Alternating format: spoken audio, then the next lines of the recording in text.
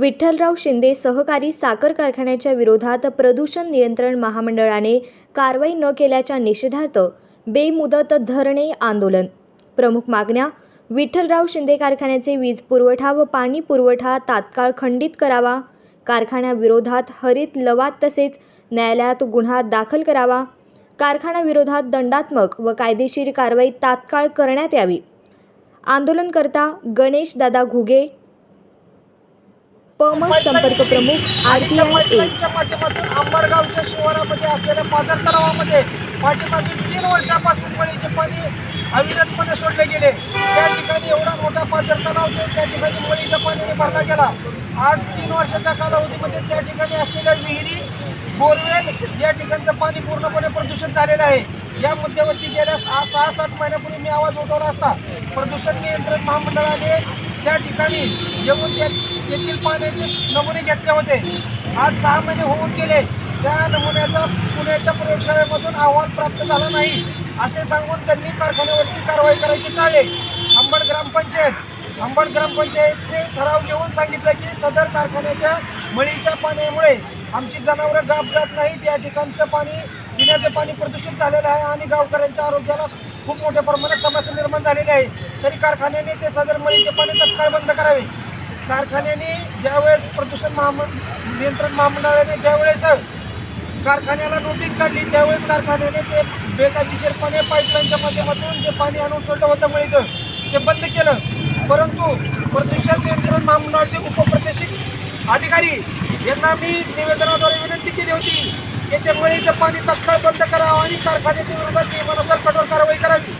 आज या घटनेला 7-8 महिने उलटून गेले तरी देखील प्रदूषण नियंत्रण महामंडळाचे उपप्रादेशिक अधिकारी मोरे साहेब यांच्यावरती अगोदरही भ्रष्टाचाराचे आरोप आहेत असं मला समजलेलं आहे. त्यात किती तथ्य मला माहिती नाही.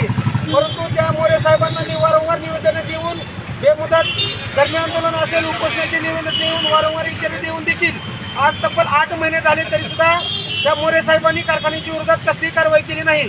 नियमानुसार कारखान्याच्या विरोधात त्या मोरे साहेबांनी कारखान्याची वीज कनेक्शन तोडणं गरजेचं होतं, पाणी पुरवठा बंद करणं गरजेचं होतं. तसेच कारखान्याविरोधात प्रथम वर्ग न्यायदंडाधिकारी यांच्यासमोर गुन्हा दाखल करायला हवा होता आणि त्याची तक्रार करायला होती. साखर आयुक्त कार्यालयाकडे याबाबतची माहिती पाठवणं गरजेचं होतं. परंतु मोरे साहेब जे उपप्रादेशिक अधिकारी आहेत सोलापूरचे, त्यांनी अशी कुठलीही गोष्ट केलेली नाही. आज 6/8/2024 रोजी मी त्यांना निवेदन देऊन परत एक वेळेस आठवण करून दिले. दुसरं स्मरणपत्र मी त्यांना दिलं आणि सांगितलं की कारखान्याच्या जे नमुने घेतले होते मळीच्या पाण्याचे त्याचा अहवाल अद्याप आला नसेल तर तुम्ही तात्काळ मागवून घ्या आणि कारखान्याच्या विरोधात जे नियमात असेल ते तात्काळ कारवाई करावी.